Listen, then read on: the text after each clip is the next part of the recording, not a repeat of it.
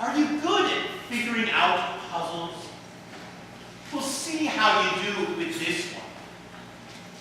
What is the only thing you can put into a bucket that will make the bucket lighter? Can you figure out that puzzle? What is the only thing you can put into a bucket that will make it lighter? The answer, of course, is a hole. Because if you put a hole into a bucket, whatever's in it will fall out and the bucket will end up being lighter. Or try figuring out this puzzle. If you ever applied for a job with the Microsoft Corporation, apparently this is an actual puzzle that they asked some of their applicants to try and figure out. The question is this: why are manhole covers round? I have to admit, when I first saw that question, I figured the answer was that manhole covers are round because the manholes are round. But apparently that's not the answer that Bill Gates is looking for.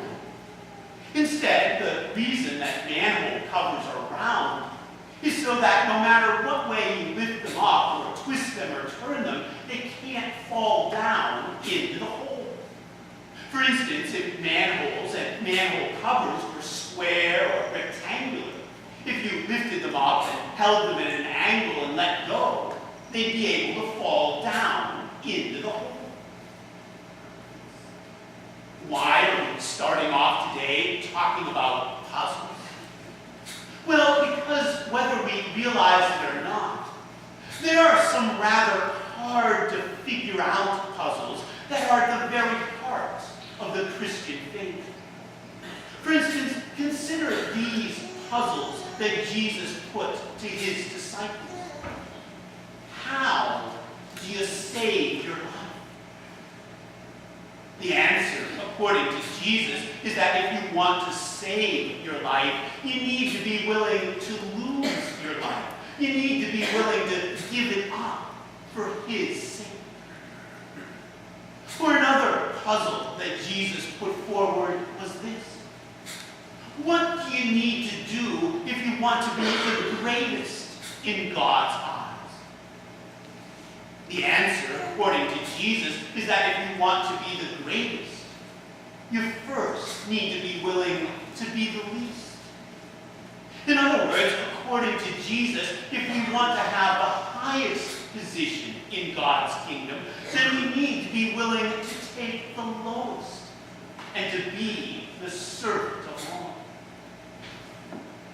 And in essence, that message that Jesus conveyed through those puzzles to his disciples is the same message we find being communicated to us in this reading that we just heard from the prophet Isaiah. And that message is this: that it's only when we are weak that we can discover what it means to have God strengthen us. That it's only when we are powerless that we can find out what it means to have God's power fill our lives. That it's only when we've been brought down low that we can experience what it means to have God raise us up on the wings of eagles.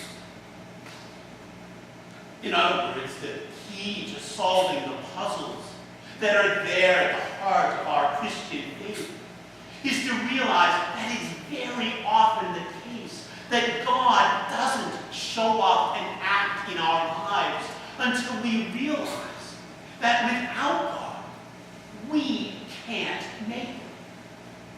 The key to understanding the puzzles that are there at the heart of our Christian faith is to realize that it's very often the case that God doesn't show up and act in our lives till we come to understand that without God, we don't stand a chance. For instance, there's a great story. Perhaps you're familiar with it in the Old Testament book known as Judges.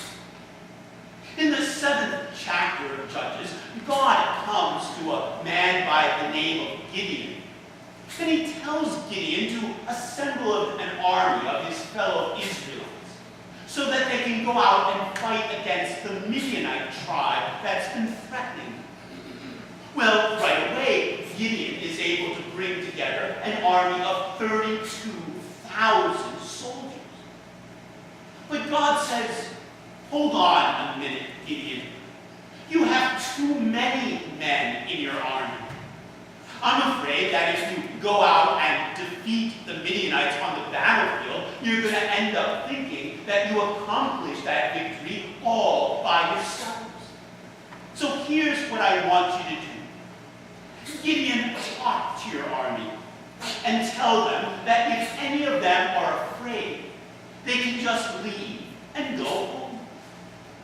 And so Gideon talked to his army, and as a result, 22,000 of the soldiers left and went home, leaving him with 10,000. But God said, Gideon, you still have too many people in your army. Here's what I want you to do next. Take your army down to the river and tell the soldiers to get some water to drink. And as they drink, divide the soldiers into two groups. In the one group, I want you to put all the men who lean over and lap up water like dogs. And in the other group, I want you to put all the men who kneel down and use their hands as a cup in order to drink. And so Gideon took his men down to the river, and as they were drinking, he divided them into those two groups.